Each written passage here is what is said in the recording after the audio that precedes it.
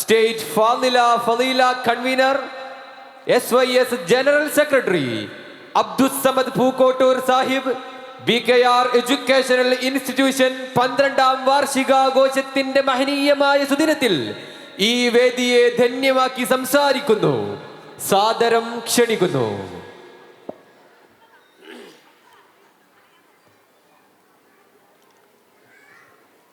അസ്സലാമു അലൈക്കും വറഹ്മത്തുള്ളാഹി വബറകാതുഹു.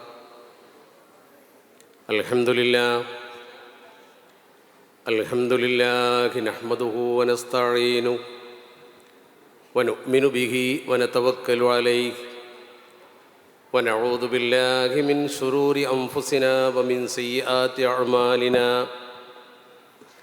മൻ യഹ്ദിഹില്ലാഹു ഫലാ മുളില്ല ലഹു വമൻ യുദ്ലിൽ ഫലാ ഹാദിയ ലഹു. وأشهد أن لا إله إلا الله وحده لا شريك له وأشهد أن سيدنا محمدا صلى الله عليه وسلم عبده ورسوله أرسله إلى كافة الخلق ليظهره على الدين كله ولو كره المشركون. اللهم صل وسلم وبارك على رسولك سيدنا محمد وعلى آله وأصحابه أجمعين. أعوذ بالله من الشيطان الرجيم. بسم الله الرحمن الرحيم. قل هل يستوي الذين يعلمون والذين لا يعلمون. സ്വദഖല്ലാഹു മൗലാനൽ അലിയുൽ അളീം. സമാദരണീയനായ നമ്മുടെ ഈ അനുഗ്രഹീത ചടങ്ങിൻ്റെ പ്രിയപ്പെട്ട അധ്യക്ഷൻ KM കുഞ്ഞുമോൻ സാഹിബ്,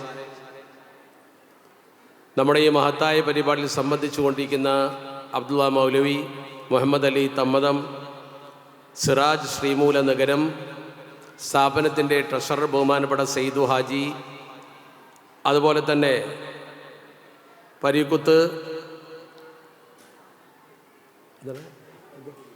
പരീക്കുഞ്ഞ്, അതുപോലെ തന്നെ ബഹുമാനൻ നസീർ സാഹിബ്, അതുപോലെ ഹുസൈൻ ഹാജി, സത്താർ മൗലവി തുടങ്ങി നമ്മുടെ ഈ വേദിയിലൊക്കെ ആസനസ്ഥരായിട്ടുള്ള ബഹുമാന്യരായ ഈ സ്ഥാപനത്തിൻ്റെ പ്രിയപ്പെട്ട ഭാരവാഹികൾ, സഹകാരികൾ, പ്രത്യേകിച്ച് ബഹുമാന്യനായ സുഹൃത്ത് അബ്ദുൽ ഖാദർ ഹുദവി, അതുപോലെ സദസ്സിലുള്ള പ്രിയപ്പെട്ട രക്ഷിതാക്കൾ, പഠിതാക്കൾ, ഈ സ്ഥാപനത്തിലെ പ്രിയപ്പെട്ട അധ്യാപകർ, അല്ലാഹു സുബ്ഹാനഹു വ തആല നമ്മുടെ ഈ ഒരുമിച്ച് കൂടൽ ഒരു ഖൈറായ അമലായി നമ്മിൽ നിന്ന് കബൂൽ ചെയ്യട്ടെ.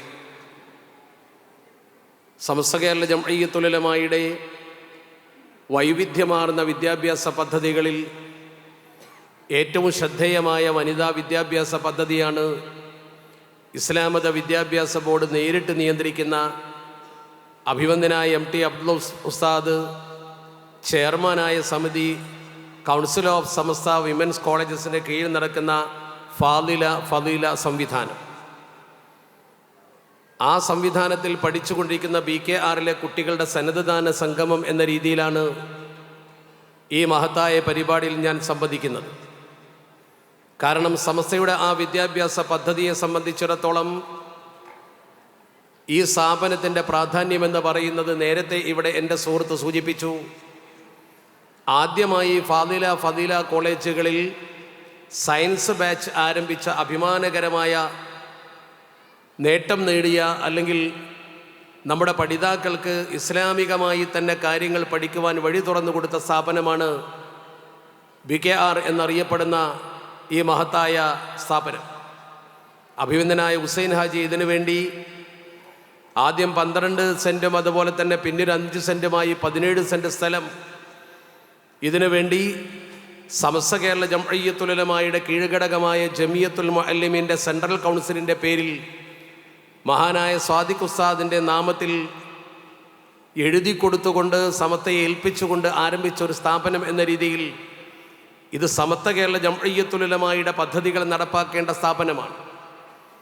അതുകൊണ്ട് തന്നെ അഭിമാനകരമായി CSWCക്ക് കീഴിലുള്ള ഫാദില കോഴ്സുകൾ ഭംഗിയായി ഇവിടെ നടന്നു വരുന്നത് കൊണ്ട് ഈ മഹത്തായ പരിപാടിയിൽ സഹകരിക്കുക എന്നത് നമ്മുടെ ബാധ്യതയാണ് എന്നുകൂടി സൂചിപ്പിച്ചുകൊണ്ടാണ് ഞാൻ എൻ്റെ പ്രഭാഷണത്തിലേക്ക് കടന്നു വരുന്നത്. ബഹുമാന്യനായ സയ്യിദ് ഹമീദ് അലി ശിഹാബ് തങ്ങൾ ഈ പരിപാടിക്ക് വരുമ്പോൾ ഞാൻ അദ്ദേഹത്തെ വിളിക്കുകയും ആ പരിപാടിയിൽ താങ്കൾ പങ്കെടുക്കുന്നതിനെക്കുറിച്ച് ചോദിക്കുകയും ചെയ്തപ്പോൾ അദ്ദേഹം പറഞ്ഞു, ഞാൻ പങ്കെടുക്കുന്നുണ്ട്. അദ്ദേഹം ഇവിടെ പങ്കെടുക്കുന്ന ചിത്രവും ഫോട്ടോയും എനിക്ക് ബഹുമാനപ്പെട്ട ഖാദർ അയച്ചു തന്നു. അദ്ദേഹം പങ്കെടുക്കുന്നൊരു പരിപാടിയിൽ തീർച്ചയായും ഞാൻ പങ്കെടുക്കാൻ ബാധ്യസ്ഥനാണ്. കാരണം സമത്വ കേരള സുന്നി വിദ്യാർത്ഥി ഫെഡറേഷൻ്റെ സംസ്ഥാന പ്രസിഡൻ്റായ പാണക്കാട് സയ്യിദ് ഹമീദ് അലി ശിഹാബ് തങ്ങൾ ഇവിടെ പങ്കെടുക്കുമ്പോൾ ഈ പരിപാടിയിൽ ക്ഷണിക്കപ്പെട്ട ഒരു അതിഥി എന്ന രീതിയിൽ അദ്ദേഹത്തോടൊപ്പം തന്നെ പങ്കെടുക്കേണ്ടതാണ്. മാത്രമല്ല ഫാദിലയുടെ സന്നദ്ധദാന സമ്മേളനമാണ് വൈകുന്നേരം നടക്കുന്നത് എന്ന് വ്യക്തമായി ബോധ്യപ്പെട്ടത് കൊണ്ട് തന്നെ തങ്ങൾ പങ്കെടുക്കുന്ന പരിപാടിയിൽ പങ്കെടുക്കില്ലെന്ന് പറയാൻ എനിക്ക് കഴിയില്ലല്ലോ. ഞാൻ ഈ ആമുഖം പറയുന്നത് നിങ്ങൾക്ക് ബോധ്യമാകുന്നുണ്ടാകും. അതുകൊണ്ട് ഞാൻ ആ ഭാഗം വിട്ടുകളയുകയാണ്.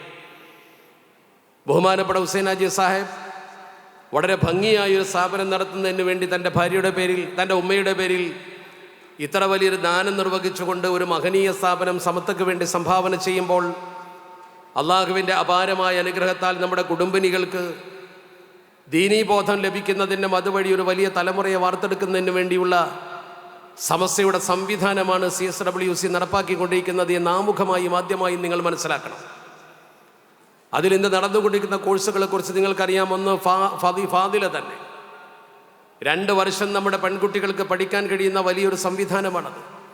എന്നെ കേട്ടു നിൽക്കുന്ന കുടുംബിനികളൊക്കെ മനസ്സിലാക്കണം, ഫാദില എന്ന് പറയുന്നത് നമ്മുടെ കുട്ടികളെ സംബന്ധിച്ചിടത്തോളം സ്വാഭാവികമായും അവർക്ക് പഠിക്കാൻ ഏറ്റവും കൂടുതൽ അവസരവും സൗകര്യവുമുള്ള ഒരു കോഴ്സാണ്. ഞാൻ അങ്ങനെ പറയാൻ കാരണം നിങ്ങൾക്കൊക്കെ അറിയാം, നമ്മുടെ പ്രിയപ്പെട്ട മക്കളെ ഇന്ന് SSLC പാസ്സായി കഴിഞ്ഞാൽ എന്തായാലും നമ്മൾ ഒരു ഹയർ സെക്കൻഡറി സ്കൂളിലേക്ക് +2 കോഴ്സിന് പറഞ്ഞേക്കും, അതല്ലെങ്കിൽ തത്തുല്യമായ എന്തെങ്കിലും ഒരു കോഴ്സിന് പറഞ്ഞേക്കും.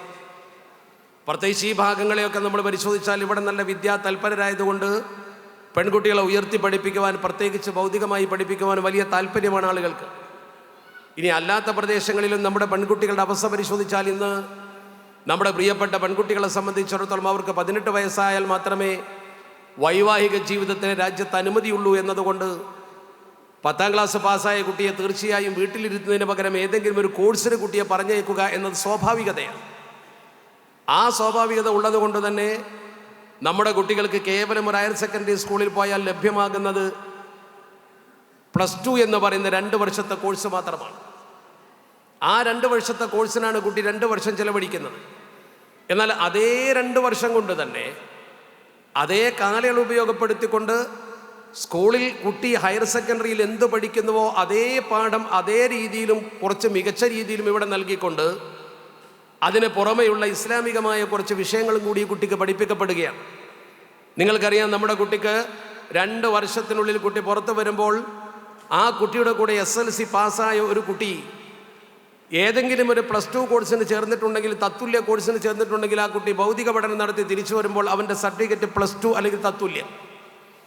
എന്നാൽ ഇവിടെ ആ കുട്ടിക്ക് കിട്ടുന്ന ഫാദില എന്ന് പറയുന്ന കോഴ്സിൽ ഇതടക്കമുള്ളത് ഒന്ന് ഉലൂമുൽ ഖുർആനാണ്. അള്ളാഹുവിൻ്റെ പരിശുദ്ധ ഖുർആനെ കുറിച്ച് ഈ കുട്ടിക്ക് അവബോധമുണ്ടാകുന്ന ഉലൂമുൽ ഖുർആൻ നമ്മുടെ സിലബസിലെ പ്രധാനപ്പെട്ട ഒന്നാണ് ഉലൂമുൽ ഖുർആൻ. രണ്ടാമത്തെ ഒന്ന് ഹദീസാണ്. ഇസ്ലാമിലെ ഏറ്റവും പ്രധാനപ്പെട്ട 2 പ്രാമാണിക രേഖകൾ അള്ളാഹുവിൻ്റെ പരിശുദ്ധ ഖുർആനും തിരുസുന്നത്തും.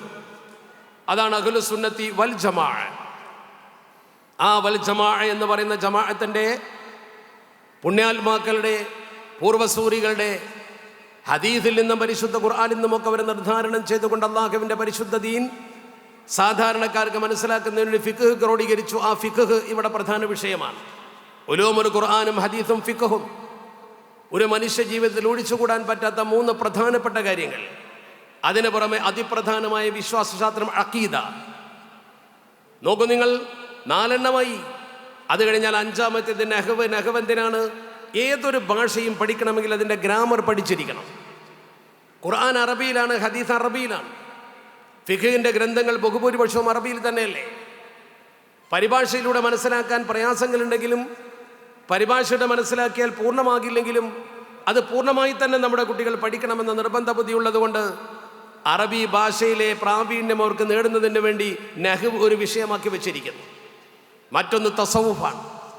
എത്ര പഠിച്ചിട്ടും കാര്യമില്ല, എത്ര ഉയർന്നിട്ടും കാര്യമില്ല. ആത്മീയമായി പ്രശോഭിതമായ ഒരവസ്ഥ മനസ്സ് നന്നായില്ലെങ്കിൽ, തിന്മകളെ വർജിച്ചില്ലെങ്കിൽ, ആത്മീയമായ ഔന്നത്യം പ്രാപിച്ചില്ലെങ്കിൽ ആ കുട്ടിയെ കൊണ്ട് നമ്മൾ ഉദ്ദേശിക്കുന്ന ഫലം ലഭ്യമാകില്ല കുടുംബത്തിനും സമൂഹത്തിനും.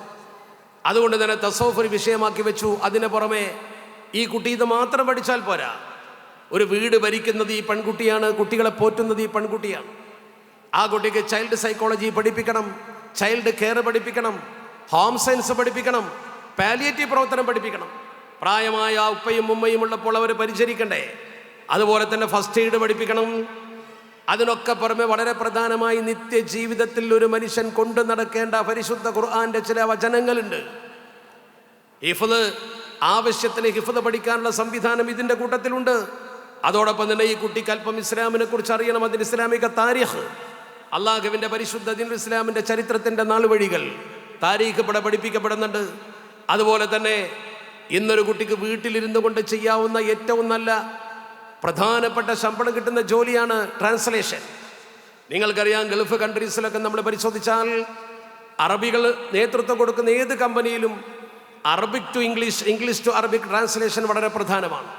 അതുകൊണ്ട് നമ്മുടെ കുട്ടികൾക്ക് തർജുമ പഠിപ്പിക്കുന്നു, ട്രാൻസ്ലേഷൻ പഠിപ്പിക്കുന്നു. ആ കുട്ടിക്ക് ആവശ്യമായതൊക്കെ പഠിപ്പിച്ചു കൊടുത്തുകൊണ്ടുള്ള മനോഹരമായ സംവിധാനമാണ് സമസ്തയുടെ CSWCക്ക് കീഴിൽ ഫാദില സംവിധാനത്തിൽ മനോഹരമായി നമ്മൾ നടത്തിക്കൊണ്ടിരിക്കുന്നത്.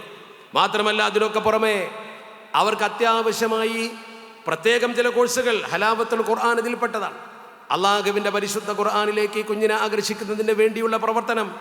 അതുപോലെ തന്നെ സ്കിൽ ഡെവലപ്മെൻറ്റ്. ഓരോ കുട്ടിക്കും പ്രത്യേകമായ കഴിവുകൾ ഉണ്ടാകും. ആ കഴിവുകൾ കണ്ടെത്തിക്കൊണ്ട് കുട്ടിയുടെ കഴിവ് വികസിപ്പിച്ചെടുക്കുന്നതിന് വേണ്ടിയുള്ള പ്രതിഭാസമ്പന്നമായ പ്രവർത്തനം. ഇന്ന് വിദ്യാഭ്യാസ രംഗത്ത് ഏറ്റവും ആവശ്യമായ LSRW ഇതൊക്കെ നമ്മൾ കൈകാര്യം ചെയ്യുന്നുണ്ട്. അതുപോലെ തന്നെ കമ്പ്യൂട്ടർ സയൻസ്, അത്യാവശ്യം കുട്ടിക്ക് കമ്പ്യൂട്ടർ പഠിക്കാൻ, അത് ഓപ്പറേറ്റ് ചെയ്യാൻ നിർബന്ധമാണല്ലോ. അതുപോലെ തന്നെ ടീച്ചേഴ്സ് ട്രെയിനിങ്ങും ഈ കുട്ടിക്ക് കൊടുക്കുന്നുണ്ട്. എങ്ങനെയാണ് കുട്ടികളെ പഠിപ്പിക്കേണ്ടത്? മുഴുവൻ നഴ്സറി ക്ലാസ്സിൽ ഈ കുട്ടിക്ക് പോയി പഠിപ്പിക്കാൻ പറ്റുന്ന തരത്തിൽ അവളെ പ്രാപ്തയാക്കി എടുക്കുകയാണ്. അതിനുവേണ്ടി ക്വാളിറ്റി അഷുറൻസ് പ്രോഗ്രാം എന്ന് പറയുന്നൊരു സംവിധാനം ഇതിലുണ്ട്. FQF എന്ന് പറഞ്ഞാൽ ക്വാളിറ്റി ഫദില എന്ന് പറയുന്ന സംവിധാനത്തിൻ്റെ ക്വാളിറ്റി അഷുറൻസ് പ്രോഗ്രാം. ആ ക്വാളിറ്റി നേടുന്നതിന് വേണ്ടിയുള്ള സംവിധാനം കൃത്യമായി ഇതിനെ കേന്ദ്ര കൗൺസിൽ ആവിഷ്കരിച്ചുകൊണ്ട് താഴേക്ക് അത് നടപ്പാക്കിക്കൊണ്ടിരിക്കുന്നു. ഈ മാഗസിൻ പ്രസിദ്ധീകരിക്കുന്നൊരു സംവിധാനമുണ്ട്. കലാമത്സരങ്ങളുണ്ട് കുട്ടികൾക്ക്, അവർക്ക് പ്രത്യേകമായ യൂണിയനുണ്ട്. ഈ തരത്തിൽ നമ്മുടെ കുട്ടികൾക്ക് ആവശ്യമായ സകല തരത്തിലുമുള്ള വൈജ്ഞാനിക വികസന പ്രവർത്തനം ഈ കുട്ടിക്ക് നടത്തി കൊടുക്കുന്നതിന് വേണ്ടി ആദ്യത്തെ 2 വർഷം ഫാദില കോഴ്സ് നടത്തുന്നു. അത് കഴിഞ്ഞാൽ പിന്നെ 5 വർഷം ഫദീല. ആ ഫദീല കഴിഞ്ഞ് പുറത്തിറങ്ങുമ്പോൾ കുട്ടിക്ക് അത്യാവശ്യം ഇസ്ലാമിക ജ്ഞാനമുണ്ടെന്ന് മാത്രമല്ല ഡിഗ്രിയും ഉണ്ടാകും. നമ്മുടെ രാജ്യത്ത് UGC അംഗീകരിച്ച ഏതെങ്കിലും ഒരു ഡിഗ്രി കുട്ടി പഠിച്ചിരിക്കും. ഡിഗ്രി ഉണ്ടെങ്കിലേ ഫദീല പാസ്സാക്കാൻ കഴിയൂ. അതുപോലെ തന്നെ +2 ഉണ്ടെങ്കിലേ ഫാദില പാസ്സാക്കാൻ കഴിയൂ. എന്നാൽ ഇതൊന്നും വേണ്ടാത്തവർക്ക്, ദീൻ മാത്രം പഠിച്ചാൽ മതി എന്നവർക്ക് ഫദീല ശരിയ എന്ന് പറയുന്നൊരു സംവിധാനമുണ്ട്. അവർക്കിനി ഭൗതിക വിഷയം വേണ്ട, ദീൻ മാത്രം പഠിച്ചാൽ മതി. അങ്ങനെ ഒരു താല്പര്യമുള്ളവർക്ക് വേണ്ടി പ്രത്യേക കോഴ്സ് വേറെയുണ്ട്. അതിനൊക്കെ പുറമെ ഫദീല PG ഓൺലൈനായി നമ്മൾ ആരംഭിച്ചിട്ടുണ്ട്. ഇതൊക്കെ വെച്ച് നോക്കുമ്പോൾ സമസ്ത കേരള ജംഇയ്യത്തുൽ ഉലമ എന്ന വലിയ പ്രസ്ഥാനത്തിൻ്റെ വിജ്ഞാന വിപ്ലവത്തിൻ്റെ ഒരു ഭാഗമായി ഇന്ന് കേരളത്തിലും കേരളത്തിന് പുറത്ത് കർണാടകയിലുമായി 95ഓളം വരുന്ന കോളേജുകൾ മനോഹരമായി നടത്തപ്പെടുകയാണ്. അതിൻ്റെ സമിതി മാസാമാസം കൂടി അതിൻ്റെ പ്രവർത്തനങ്ങൾ നിയന്ത്രിച്ചു കൊണ്ടിരിക്കുന്നു. സമസ്തയുടെ പ്രയാണത്തിൽ ഈ സംവിധാനം വഹിക്കുന്ന പങ്ക് വളരെ വലുതാണെന്ന് ആദ്യം മനസ്സിലാക്കണം. അതുകൊണ്ട് തന്നെ നമ്മുടെ കുട്ടി ഒരു കോളേജിൽ അയച്ചുകൊണ്ട് ഡിഗ്രി നേടിയാൽ ആ കുട്ടിക്ക് ഡിഗ്രി മാത്രമേ ഉണ്ടാവൂ. ആ കുട്ടിക്ക് ഭൗതിക വിജ്ഞാനം മാത്രമേ ഉണ്ടാകൂ. നിങ്ങളുടെ ഏതെങ്കിലും ഒരു കുട്ടിയെ ഏതെങ്കിലും ഒരു കോളേജിൽ അയച്ച് ഡിഗ്രി നേടി, അല്ലെങ്കിൽ +2 മാത്രം നേടി, അതേ സമയത്ത് ആ കുട്ടിയോടൊപ്പമുള്ള മറ്റൊരു കുട്ടിയെ നിങ്ങൾ ഇങ്ങനെയുള്ളൊരു സ്ഥാപനത്തിൽ അയച്ചു നോക്കൂ. നിങ്ങളുടെ ആദ്യത്തെ ആ കുട്ടി നേടിയ അതേ വിവരം ഈ കുട്ടിക്ക് ഒട്ടും കുറയാതെ മികവോടെ ഇവിടെ ലഭിച്ചിരിക്കും.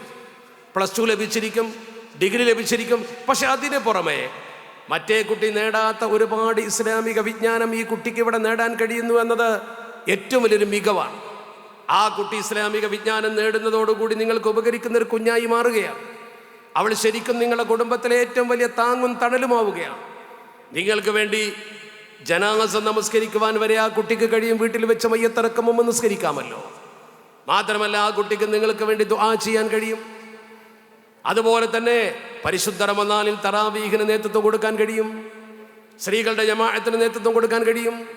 എന്തൊക്കെ കഴിവുകൾ ഈ കുട്ടിക്ക്. അതിന് പുറമെ ഈ കുട്ടിക്ക് വേണമെങ്കിൽ സഹോദരിമാർക്ക് പോയി ഇസ്ലാമിക ദഅവത്തിന്റെ ക്ലാസ് നടത്തി കൊടുക്കാം, അധ്യാപികയായി മാറാം. അവളുടെ കുട്ടികൾക്ക് തന്നെ ദീൻ ശരിക്ക് പഠിപ്പിച്ചു കൊടുക്കാൻ അവൾക്ക് കഴിയുന്നു. ശർഈയായ ഇൽമ് പഠിക്കേണ്ടതിന്റെ പ്രാധാന്യം മനസ്സിലാക്കണം നിങ്ങൾ. അള്ളാഹുവിന്റെ ഭൂമിയിൽ ഒരു മനുഷ്യൻ നിർവഹിക്കുന്ന പ്രവർത്തനങ്ങളിൽ ഏറ്റവും മുഖ്യം പരിശുദ്ധ ദീനുൽ ഇസ്ലാമിനെ പഠിക്കലാണ്. സംശയമുണ്ടെങ്കിൽ അള്ളാഹുവിന്റെ പരിശുദ്ധ ഹബീബ് അഷ്റഫുൽ ഖൽഖ് മുഹമ്മദ് മുസ്തഫ സല്ലല്ലാഹു അലൈഹി വസല്ലമ തങ്ങൾ ഈ ഉമ്മത്തിനെ പഠിപ്പിച്ച അധ്യാപനങ്ങളിലേക്കൊന്ന് തിരിച്ചുപോയി നോക്കാമല്ലോ നമുക്ക്. നബി സല്ലല്ലാഹു അലൈഹി വസല്ലമ തങ്ങളുടെ ചരിത്രത്തിൽ പറയുന്നത് കാണാം, ഹദീസിൽ പറയുന്നത് കാണാം. നബി സല്ലല്ലാഹു അലൈഹി വസല്ലമ തങ്ങൾ ഒരു മനുഷ്യനുമായി സംസാരിച്ചു കൊണ്ടിരിക്കുന്ന രംഗം. നബി തങ്ങൾ ഒരു വ്യക്തിയുമായി സംസാരിച്ചു കൊണ്ടിരിക്കുന്നു. എന്താണ് അവിടെ സംഭവിക്കുന്നത് നോക്കൂ നിങ്ങൾ. ഹദീസിൽ പറയുന്ന വാചകം അന്നഹു സല്ലല്ലാഹു അലൈഹി വസല്ലം, അള്ളാഹുവിന്റെ പരിശുദ്ധ ഹബീബ് അഷ്റഫുൽ ഖൽഖ് മുഹമ്മദ് മുസ്തഫ കാന യുഹദ്ദിഥു ഇൻസാന.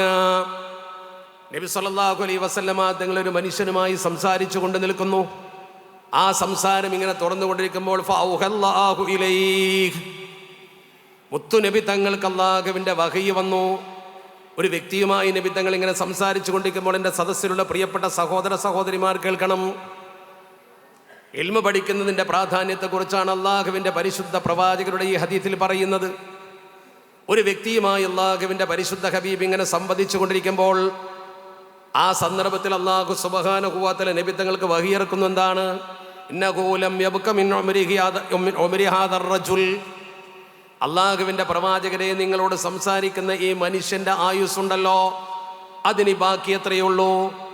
ഈ മനുഷ്യനൊട്ടും ബാക്കിയില്ല, അവൻ്റെ ആയുസ് അസ്തമിക്കാൻ പോവുകയാണ്. അല്ലതി, ആ മനുഷ്യൻ എങ്ങനെയുള്ളവനാണ്? ഹദീസിൽ വിശദീകരിക്കുന്നത് നോക്കൂ നിങ്ങൾ. തുഹദ്ദിഥുഹു ഇല്ലാ സാഅ, നബിയെ നിങ്ങളാണ് അയാളോട് സംസാരിക്കുന്നത്, അയാളുടെ ആയുസ്സിൽ ഇനി ഒരു സാഅത്ത് മാത്രമേ ഉള്ളൂ. ഒരു മണിക്കൂർന്ന് കൂട്ടിക്കോളൂ. മുത്തുനബി തങ്ങളോട് സംസാരിക്കാൻ വരുന്നൊരു വ്യക്തിയെ സൂചിപ്പിച്ചുകൊണ്ട് നബി തങ്ങൾ ആ വ്യക്തിയോട് ഇങ്ങനെ സംസാരിക്കുമ്പോൾ ഹദീസ് വളരെ വ്യക്തമായി പറയുന്നു, അള്ളാഹുവിൻ്റെ മാലാക വന്നുകൊണ്ട് വഹി കൊടുക്കുന്നു, നബിയെ നിങ്ങൾ ഇപ്പോൾ അയാളോട് സംസാരിക്കുന്നുണ്ടല്ലോ, ഒരു മണിക്കൂർ മാത്രമേ ഇനി അയാൾ ഭൂമിയിൽ ജീവിക്കുള്ളൂ. അയാൾ ഭൂമിയിൽ ഒരു മണിക്കൂർ മാത്രം ഇല്ല സാഅ, അത്രയും സമയം മാത്രമേ ഉള്ളൂ.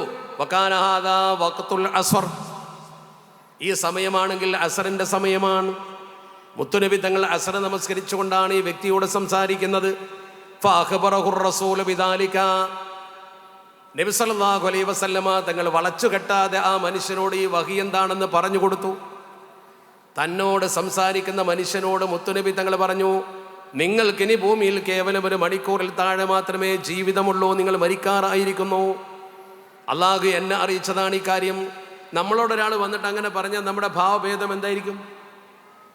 നീ ഒരു മണിക്കൂർ കൊണ്ട് മരിച്ചു പോകുമെന്ന് പറയുന്നത് മുത്തുനബി തങ്ങളാണ്.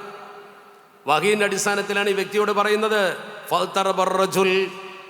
ആ വ്യക്തിയാകെ അന്ധാളിച്ചു പോയി, അയാളാകെ വേവലാതിയിൽപ്പെട്ടു. വക്കാല, വേവലാതിപ്പെട്ടുകൊണ്ട് അടുത്ത നിമിഷം മരിച്ചു പോകാൻ അടുത്തിരിക്കുന്ന മനുഷ്യൻ ചോദിച്ചു, യാ റസൂലല്ലാഹ്, അല്ലാഹുവിന്റെ പരിശുദ്ധ പ്രവാചകരെ, ദുല്ലനി അലാ ഉഫഖി അമലി ഫി ഹാദിഹി സ്സാഅ, ദുല്ലനി അലാ ഉഫഖി അമലി ഫി ഹാദിഹി സ്സാഅ, എൻ്റെ ജീവിതത്തിൽ ഇനി ബാക്കിയുള്ള ഈ സമയത്ത് ഞാൻ ചെയ്യാൻ പറ്റുന്ന ഏറ്റവും നല്ല ഒരു അമൽ, ഒരു പ്രവർത്തനം എനിക്ക് പറഞ്ഞു തരുവിൻ.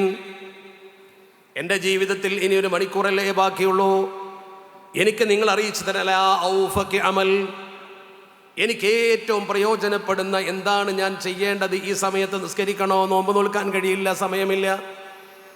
സ്വതക്ക കൊടുക്കണോ? അതല്ലെങ്കിൽ ഞാൻ എന്തെങ്കിലും പുണ്യകർമ്മം ചെയ്യണോ? എനിക്ക് സ്വർഗത്തിലേക്ക് പോകാൻ ഈ സമയത്ത് എന്താണ് ചെയ്യേണ്ടതെന്ന് മുത്തുനബി തങ്ങളോട് ചോദിക്കുന്നു. ഖാല, അല്ലാഹുവിന്റെ പരിശുദ്ധ തിരുദൂതര വ്യക്തിയോട് പറഞ്ഞു, ഇസ്തഇൽ ബിത്തഅല്ലും, നീ അറിവ് പഠിക്കാൻ അഥവാ ശർഈയായ അറിവ് പഠിക്കാൻ വേണ്ടി ഉപയോഗിച്ചു കൊള്ളുക. നിങ്ങൾക്കറിയാമല്ലോ, ഒരു മണിക്കൂർ കൊണ്ട് എന്ത് പഠിക്കാനാണ്? നിസ്കരിക്കുകയാണെങ്കിൽ കുറേ നിസ്കരിക്കാം, പക്ഷേ ഒരു മണിക്കൂർ കൊണ്ട് എന്ത് പഠിക്കാൻ കഴിയും? എന്നാലും നീ ആ പ്രവർത്തനത്തിൽ ഏർപ്പെടുക, അതാണ് നിനക്ക് പുണ്യം. നിസ്കരിക്കുന്നതിനേക്കാൾ, സദക്ക കൊടുക്കുന്നതിനേക്കാൾ നിനക്ക് ഈ ഉള്ള സമയം, പരലോകത്തേക്ക് പോകാനാകുന്ന സമയത്ത് നിനക്ക് ഏറ്റവും നല്ല പ്രവർത്തനം. അയാൾ ചോദിച്ച ചോദ്യം ഒന്നുകൂടി ഓർക്കണം നിങ്ങൾ. ദുല്ലനി അലാ ഔഫഖി അമൽ, എനിക്ക് ഏറ്റവും പറ്റിയ ജോലി പറഞ്ഞു തരൂ നബിയെ, ഈ സമയത്ത് സ്വർഗം നേടാനാണ് ചോദിക്കുന്നത്. നബി തങ്ങൾ പറഞ്ഞു കൊടുത്ത്, നീ വിദ്യ നേടണം. ഫസ്തഅല ബിത്തഅല്ലും. ആ മനുഷ്യൻ പോയിട്ട് ഇൽമ പഠിക്കാൻ ശ്രമിച്ചു, അയാൾ അറിവ് നേടാൻ ശ്രമിച്ചു. വഖുബില ഖബലൽ മഗ്രിബ്. മഗ്രിബിന്റെ മുമ്പേ ആ മനുഷ്യന്റെ റൂഹ് പിടിക്കപ്പെട്ടു പോയി കൂട്ടരെ. ആ മനുഷ്യൻ റൂഹ് പിടിക്കുന്നതിന്റെ മുമ്പ് ചെയ്യേണ്ട അമൽ എന്താണെന്ന് അള്ളാഹുവിന്റെ പുണ്യ നബി തങ്ങളോട് ചോദിച്ചപ്പോൾ പറഞ്ഞു കൊടുത്തത് ഇൽമ പഠിക്കാനാണ്. നമുക്ക് അള്ളാഹു തന്ന മക്കൾ നമ്മുടെ അള്ളാഹുവിന്റെ ഔദാര്യവും നമ്മുടെ സൗഭാഗ്യവുമാണ്. ആ മക്കൾക്ക് ഇൽമ പഠിപ്പിക്കുക എന്നതൊരു പിതാവിന്റെ കടമയാണ്. ആ കടമ നിർവഹിക്കണമെന്ന് മാത്രമല്ല, ജീവിതത്തിന്റെ അന്ത്യത്തിൽ പോലും മനുഷ്യൻ വിദ്യ പഠിക്കണമെന്നാണ് പറയുന്നത്. ഇന്ന വിദ്യ എന്നല്ല, 2 വിദ്യയും പഠിക്കണം. എല്ലാ വിദ്യാഭ്യാസവും നമ്മൾ നേടണം. എത്രത്തോളം എന്ന് ചോദിച്ചാൽ അതിൻ്റെ കാഠിന്യം, അതിൻ്റെ നൈരന്തര്യം മനസ്സിലാക്കുവാൻ മറ്റൊരു നിർദ്ദേശം നോക്കൂ നിങ്ങൾ. ഔഹല്ലാഹു തബാറക വ തആല ഇലാ ദാവൂദ് അലൈഹിസ്സലാം. ദാവൂദ് നബി തങ്ങളോട് അല്ലാഹുവിൻ്റെ പരിശുദ്ധ പ്രവാചകർ നിർദ്ദേശിച്ചു. ദാവൂദ് നബിയോട് അല്ലാഹു പറയാ, ദാവൂദ്, ഓ ദാവൂദ് നബിയെ. ദാവൂദ് നബിയെ വിളിച്ചുകൊണ്ട് പടച്ചിറപ്പ് പറയുന്നു, ദാവൂദ് നബിയെ, ഇത്തഖ്ദിന അലൈനി മിൻ ഹദീദ്. നിങ്ങൾ എന്തു ചെയ്യണം? ഇത്തഖ്ദ്, നിങ്ങൾ ഉണ്ടാക്കണം, നിങ്ങൾ സൂക്ഷിക്കണം, നിങ്ങൾ നിർമ്മിക്കണം. നഅലൈനി, 2 ചെരുപ്പുകൾ, മിൻ ഹദീദിൻ, ഇരുമ്പിന്റെ 2 ചെരുപ്പുകൾ, ഇരുമ്പിന്റെ 2 പാദരക്ഷകൾ നിങ്ങൾ ഉണ്ടാക്കണം. വഅസാ മിൻ ഹദീദ്, ഇരുമ്പിന്റെ ഒരു ദണ്ഡും ഉണ്ടാക്കണം. ഇരുമ്പിന്റെ 2 ചെരുപ്പും ഇരുമ്പിന്റെ 2 വാക്കിംഗ് സ്റ്റിക്കും നിങ്ങൾ ഉണ്ടാക്കണം. നടക്കുമ്പോൾ കുത്തിപ്പിടിക്കാനുള്ള ഇരുമ്പിന്റെ ഒരു വടി, അത് ഇരുമ്പ് തന്നെ വേണം. നിങ്ങൾ നടക്കാൻ 2 ചെരുപ്പുകളും ഇരുമ്പിന്റെ തയ്യാറാക്കണം. അള്ളാഹു ആരോടാണ് പറയുന്നത്? ദാവൂദ് നബി തങ്ങളോട് ഹദീസാണ്. എന്നിട്ട് പറഞ്ഞു, എന്തിനാണിത്? വത്ലുബിൽ ഇൽമ, നിങ്ങൾ അറിവ് തേടി പുറപ്പെടണം, ഇൽമ പഠിക്കാൻ വേണ്ടി സഞ്ചരിക്കണം. ഹത്താ തഖറക നഅലക വതകസ്സറ അസ്വാക, ആ ചെരുപ്പുകൾ ദ്രവിക്കുന്നത് വരെയും, നിങ്ങളുടെ വടി ഇരുമ്പ് തുരുമ്പിച്ച് പൊട്ടുന്നത് വരെയും. അപ്പോൾ പഠന നൈരന്തര്യത്തിൻ്റെ പ്രാധാന്യം എത്രയുണ്ട്! അറിവ് നേടേണ്ടതിൻ്റെ ഗൗരവ അവസ്ഥ എത്രത്തോളമുണ്ട്! അള്ളാഹുവിൻ്റെ പുണ്യനിബിത്തങ്ങളാണ് പറയുന്നത്. എൻ്റെ മുമ്പിലിരിക്കുന്നവർ ഓർക്കണം, നമ്മുടെ പൂർവീകരെങ്ങനെയാ, അവരെന്തൊക്കെയാ പഠിച്ചത്, എങ്ങനെയൊക്കെയാ പഠിച്ചത്. ഒരു നിമിഷം നിങ്ങൾ നോക്കൂ, പരിശുദ്ധ ഖുർആൻ കഴിഞ്ഞാൽ അള്ളാഹുവിൻ്റെ ഭൂമിയിൽ ഏറ്റവും കൂടുതൽ അധികാരതയുള്ളത് സ്വഹീഹുൽ ബുഖാരി എന്ന് പറയുന്ന അള്ളാഹുവിൻ്റെ പരിശുദ്ധ ദീനുൽ ഇസ്ലാമിൻ്റെ പ്രവാചകർ പഠിപ്പിച്ച കൃത്യമായ നിർദ്ദേശങ്ങളും നിബന്ധനകളും ക്രോഡീകരിച്ച ഗ്രന്ഥമാണ്. നമ്മളൊക്കെ അതിന് സ്വഹീഹുൽ ബുഖാരി എന്ന് പറയും. ഇമാം ബുഖാരി തങ്ങൾ രചിച്ചതാണ്, ഇമാം ബുഖാരി തങ്ങൾ ക്രോഡീകരിച്ചതാണ്. എങ്ങനെയാണത് കിട്ടിയത് ഓർക്കൂ നിങ്ങൾ. 16 വർഷത്തെ പഠനമാണത്, 16 കൊല്ലത്തെ പഠനമാണതെന്ന് ചരിത്രം പറയുന്നു.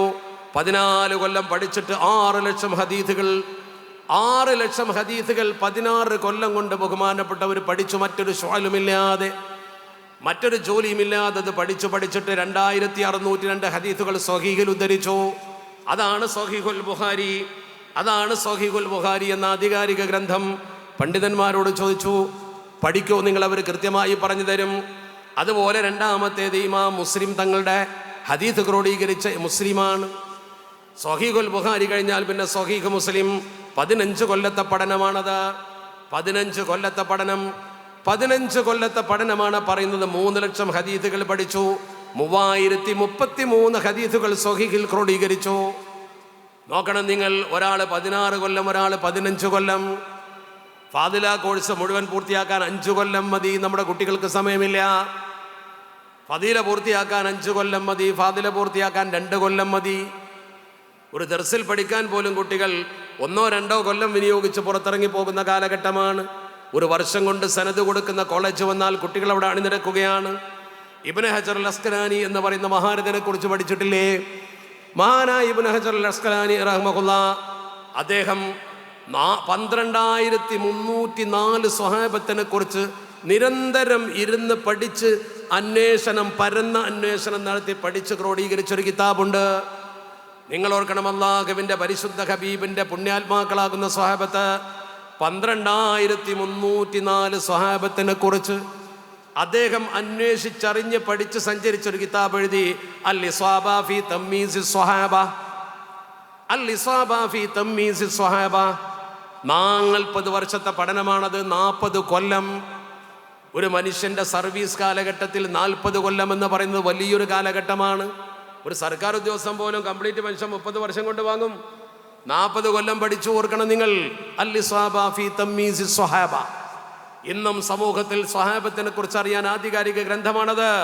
ഫത്ഹുൽ ബാരി അദ്ദേഹം എഴുതി. ഇബ്നു ഹജർ അസ്ഖലാനി തങ്ങള് ഈജിപ്തിൽ കൈറോയിൽ, ഓൾഡ് കൈറോയിൽ ഇമാം ഷാഫി റഹ്മത്തുള്ളാഹി അലൈഹി തങ്ങൾ അന്ത്യവിശ്രമം കൊള്ളുന്ന പള്ളിയുടെ ഏതാണ്ട് വെളിപ്പാടകര തൊട്ടപ്പുറത്ത് ഇബ്നു ഹജർ അസ്ഖലാനി തങ്ങളുടെ ഖബറുണ്ട്. സന്ദർശിക്കാൻ അവസരമുണ്ടായതുകൊണ്ട് കൃത്യമായി എനിക്ക് പറയാൻ പറ്റും. ആ മഹാനായ ഇബ്നു ഹജർ അസ്ഖലാനി തങ്ങൾ ഫത്ഹുൽ ബാരി എഴുതിയത് 25 കൊല്ലം കൊണ്ടാണ്. 25 കൊല്ലത്തെ പരിശ്രമമാണ് ഫത്ഹുൽ ബാരി. നമ്മുടെ പൂർവികരുടെ അധ്വാനം നോക്ക് നിങ്ങൾ. ഇമാം നവവി തങ്ങൾ ജീവിച്ച കാലത്തേക്കാൾ കൂടുതൽ പേജുകൾ എഴുതിയ മഹാനാണ്. നിങ്ങളങ്ങനെ ചരിത്രം പഠിച്ചു നോക്ക്. അബൂ ഹുറൈറ റളിയല്ലാഹു തആല അൻഹു പട്ടിണി കിടന്നുകൊണ്ട് മദീനത്തെ പള്ളിയിൽ അല്ലാഹുവിൻ്റെ പരിശുദ്ധ ഹബീബിൻ്റെ കൂടെ നിന്നുകൊണ്ട് 5374 ഹദീസുകൾ ഉമ്മത്തിന് കൊടുത്തു. എത്രമാത്രം ഗൗരവമുണ്ട് ഓർക്കണം നിങ്ങൾ. ചെറിയ കാര്യമാണോ? ഇബ്നു ഉമർ റഹ്മത്തുള്ളാഹി അലൈഹി അദ്ദേഹം ഹദീസ് റിപ്പോർട്ട് ചെയ്തുകൊണ്ട് പറയാൻ വലിയ മടിയുള്ള ആളാണ്. തെറ്റുമോ എന്ന് ഭയപ്പെട്ടുകൊണ്ട് മഹാനവർ 2630 ഹദീസുകൾ കൊടുത്തു. 2630 ഹദീസുകൾ നബി തങ്ങളിൽ നിന്ന് നിവേദനം ചെയ്തു. അനസ് ഇബ്നു മാലിക് റളിയല്ലാഹു തആല അൻഹു 2286 ഹദീസുകൾ കൊടുത്തു. എന്തിനധികം, എൻ്റെ മുമ്പിലിരിക്കുന്ന ദൂരെയുള്ള ഈ മഹദികളാകുന്ന സ്ത്രീകളുണ്ടല്ലോ, നിങ്ങളുടെ പൂർവികയായ ആയിഷ ബീവി റളിയല്ലാഹു തആല അൻഹ 2210 ഹദീസുകൾ ഉമ്മത്തിന് കൊടുത്തു. 2210 ഹദീസുകൾ നബി തങ്ങൾ ഇന്ന വിഷയത്തെക്കുറിച്ച് ഇങ്ങനെ പറഞ്ഞു. ആയിഷ ബീവി റളിയല്ലാഹു തആല എത്രമാത്രം ഉന്നതത്തിലായിരുന്നു നിങ്ങളൊന്ന് ചിന്തിക്കുക. സ്ത്രീകൾക്ക് ഒരുപാട് ഗുണകരമായ പ്രവർത്തനങ്ങൾ ഉമ്മത്തിന് വേണ്ടി ചെയ്യാൻ കഴിയും. സ്ത്രീകൾ സമൂഹത്തിൽ ചെയ്ത സേവന പ്രവർത്തനങ്ങൾ അപാരമാണ്. എന്തിനധികം, ലോകത്തെ ആദ്യത്തെ യൂണിവേഴ്സിറ്റി എന്ന് പറയുന്ന യൂണിവേഴ്സിറ്റി ഏതാണ്? നിങ്ങൾ പരിശോധിച്ച് നോക്കൂ, നെറ്റിൽ പരിശോധിച്ച് നോക്കൂ. നിങ്ങൾ പരിശോധിച്ചാൽ ലോകത്തെ ഏറ്റവും പഴക്കം ചെന്ന യൂണിവേഴ്സിറ്റി, ആ പഴക്കം ചെന്ന യൂണിവേഴ്സിറ്റി അൽ ഖറാവിയീൻ യൂണിവേഴ്സിറ്റിയാണ്. മൊറോക്കോയിലെ ഫെസിലുള്ള അൽ ഖറാവിയീൻ യൂണിവേഴ്സിറ്റി, ആ യൂണിവേഴ്സിറ്റിയാണ് ലോകത്തെ ഏറ്റവും പഴക്കമുള്ള യൂണിവേഴ്സിറ്റി. ഞാൻ പലപ്പോഴും അത് ഇത്തരം വനിതകളുടെ സദസ്സിൽ ഉദ്ധരിച്ചിട്ടുണ്ട്. നിങ്ങൾക്കറിയാം, ടുണീഷ്യയിലെ ഖൈർവാനിൽ ജനിച്ച ഒരു പെൺകുട്ടി, ടുണീഷ്യയിലാണ് ജനിച്ചത്, ഖൈർവാനിൽ. 880 മരണപ്പെട്ടു പോകുന്നത്. 800-നും 880 ഏടിക്കിടയിലും ജീവിച്ച ഒരു പെൺകുട്ടി, ഒരു നല്ല കച്ചവടക്കാരനായ ഉപ്പയുടെ മകൾ ഫാത്തിമ അൽ ഫിഹ്രിയ. അവരുടെ പേര് ഫാത്തിമ അൽ ഫിഹ്രിയ എന്നാണ്. അവർ കച്ചവടക്കാരനായ ഒരു പിതാവിൻ്റെ മകളായിരുന്നു. ആ പിതാവ് മുഹമ്മദ് എന്ന് പറയുന്ന വ്യാപാരി. അദ്ദേഹത്തിന് 2 പെൺമക്കൾ, ഒന്ന് ഈ ഫാത്തിമ, മറ്റൊന്ന് മറിയം. ആ പിതാവ് കച്ചവടത്തിൻ്റെ ഭാഗമായി കുറിയേറി മൊറോക്കോയിൽ വന്ന് താമസിച്ചു. മൊറോക്കോയിലെ ഫെസിൽ അവിടെ താമസമാക്കി വളരെ കാലം അവിടെ ജീവിച്ച് അദ്ദേഹം മരിച്ചുപോയി. മരണപ്പെടുമ്പോൾ അദ്ദേഹത്തിന് അനന്തര സ്വത്ത് ഈ കുട്ടികൾക്ക് കിട്ടി. ഫാത്തിമ എന്ന് പറയുന്ന പെൺകുട്ടിക്ക് കിട്ടിയ സ്വത്ത്, അവൾ അള്ളാഹുവിൻ്റെ പരിശുദ്ധ ദീനുൽ ഇസ്ലാമിൻ്റെ മാർഗത്തിൽ നല്ലൊരു പള്ളി ഉണ്ടാക്കി. കേവലം പള്ളിയല്ല, ആ പള്ളി നല്ലൊരു വിദ്യാപീഠമാക്കി മാറ്റി. ഏറ്റവും നല്ലൊരു വിദ്യാപീഠമാക്കിയ പള്ളി മാറ്റി. AD 859 നിങ്ങൾ കൃത്യമായി മനസ്സിലാക്കണം. ഈ വർഷം നിങ്ങൾക്ക് ഇനി ഓർമ്മ വരേണ്ടി വരും. AD 859 അഥവാ ഹിജറ വർഷം 245 ആ പള്ളിയിൽ ഒരു വലിയ വിദ്യാപീഠം തുടങ്ങി. അതൊരു വലിയ വിദ്യാലയമാക്കി. ആ മെഡിസിൻ പഠിപ്പിച്ചു, അസ്ട്രോണമി പഠിപ്പിച്ചു, ജിയോളജിയും ജിയോഗ്രഫിയും പഠിപ്പിച്ചു, ഭാഷകൾ പഠിപ്പിച്ചു.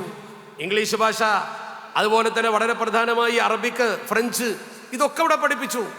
അതായിരുന്നു ലോകത്തെ ഏറ്റവും ആദ്യത്തെ യൂണിവേഴ്സിറ്റി എന്ന് ചരിത്രം പറയുന്നു. നിങ്ങൾ പരിശോധിച്ച് നോക്ക്, ഗിന്നസ് ബുക്ക് ഓഫ് റെക്കോർഡ് പരിശോധിച്ച് നോക്ക് നിങ്ങൾ. അതിൽ ലോകത്തെ ഏറ്റവും പഴക്കം എന്ന യൂണിവേഴ്സിറ്റി എന്ന് പറയുന്നത് മൊറോക്കോയിലെ ഫെസിലുള്ള ഈ ഫാത്തിമ അൽ ഫിഹ്രിയ സ്ഥാപിച്ച ഈ പറയപ്പെട്ട അൽ ഖറാവിയീൻ എന്ന് പറയുന്ന ഖൈർവാൻ യൂണിവേഴ്സിറ്റി എന്ന് പറയും. ഖൈർവാൻ യൂണിവേഴ്സിറ്റി എന്നാണ് ഒറ്റ വാക്കിൽ പറയാറുള്ളത്. ആ യൂണിവേഴ്സിറ്റിയിൽ പഠിച്ച ആളാണ് ഇബ്നു ഖൽദൂൻ. അവിടെയാണ് പഠിച്ചത്. ഇബ്നു ഖൽദൂൻ പഠിച്ചത് അവിടെയാണ്. മുഹമ്മദ് ഇദ്രീസി പഠിച്ചത് അവിടെയാണ്. ഇബ്നു റുഷ്ദ് പഠിച്ചത് അവിടെയാണ്. വലിയ വലിയ ചിന്തകന്മാർ, ബുദ്ധിജീവികൾ. എന്തിനധികം, ജാതി മതമൊന്നും ഉണ്ടായിരുന്നില്ല. പഠിക്കുന്ന ആളുകൾക്ക് അവിടെ പല ഭാഷയിലും വന്ന് പഠിച്ചവര്, പല ജാതിയും പഠിച്ചു. എന്തിനധികം, ജൂത തത്വചിന്തകനും വൈദ്യശാസ്ത്രത്തിൽ ബിരുദമെടുത്ത വ്യക്തിയുമായ മൈമോനിഡീസ് അവിടെയാണ് പഠിച്ചത്. അദ്ദേഹം പരിശോധിച്ച് നോക്കൂ നിങ്ങൾ നെറ്റിൽ, അവരൊക്കെ പഠിച്ചത് അവിടെയാണ്. ലോകത്തെ ഏറ്റവും പ്രധാനപ്പെട്ട യൂണിവേഴ്സിറ്റി ഇതറിയപ്പെട്ട ഒരു പെൺകുട്ടി സ്ഥാപിച്ചതാണ്. നമ്മുടെ പെൺകുട്ടികൾക്ക് പഠിക്കാനും കഴിയും, ദീൻ ഉയർത്തി പഠിക്കാനും കഴിയും. മാത്രമല്ല, ഇനി നിങ്ങളോട് ഞാൻ ചോദ്യം ചോദിക്കട്ടെ, നിങ്ങൾ ലോകത്തെ ഏറ്റവും പഴക്കം ചെന്ന ഭൗതിക യൂണിവേഴ്സിറ്റികളെ കുറിച്ച് തിരയുമ്പോൾ നിങ്ങൾക്ക് ആദ്യം കിട്ടുന്ന ഏതാ? ലോകത്തെ ഏറ്റവും വലിയ യൂണിവേഴ്സിറ്റി എന്ന് പറഞ്ഞ് പരിചയപ്പെടുത്തുന്ന ആദ്യത്തെ യൂണിവേഴ്സിറ്റി ഏതാ? ഇറ്റലിയിലെ ബൊളോഗ്നോ സർവകലാശാല. ഈ ബൊളോഗ്നോ സർവകലാശാല എന്നാ സ്ഥാപിച്ചത്? 1088. 1088 ഇറ്റലിയിലെ ബൊളോഗ്നോ സർവകലാശാല വരുന്നത്. നേരെ മറിച്ച് ഇത് സ്ഥാപിച്ചത് AD 859. 859 1088 തമ്മിൽ എത്ര കൊല്ലത്തെ വ്യത്യാസമുണ്ട് നോക്ക്. അതാണ് നമ്മൾ ചിന്തിക്കേണ്ടത്. മറ്റൊന്ന്, നമ്മുടെ ലോകത്തെ ഏറ്റവും വലിയ യൂണിവേഴ്സിറ്റിയായി കൊട്ടിഘോഷിക്കുന്നത് ഓക്സ്ഫോർഡ് യൂണിവേഴ്സിറ്റിയാണ്. 1096 വരുന്നത്. AD 1096 അതവിടെ സ്ഥാപിച്ച് അവിടെ നിന്നും തെറ്റിപ്പിരിഞ്ഞ് ചില പ്രശ്നത്തിൻ്റെ പേരിൽ തൊട്ടപ്പുറത്ത് പോയി ഉണ്ടാക്കിയതാണ് കേംബ്രിഡ്ജ്. അത് 1209. ഞാൻ ഈ പറയുന്ന ചരിത്രം മുഴുവൻ നിങ്ങൾ പരിശോധിച്ചാൽ നിങ്ങൾക്ക് ബോധ്യമാകും. ലോകത്തെ യൂണിവേഴ്സിറ്റികളുടെ ചരിത്രം പഠിക്കുക.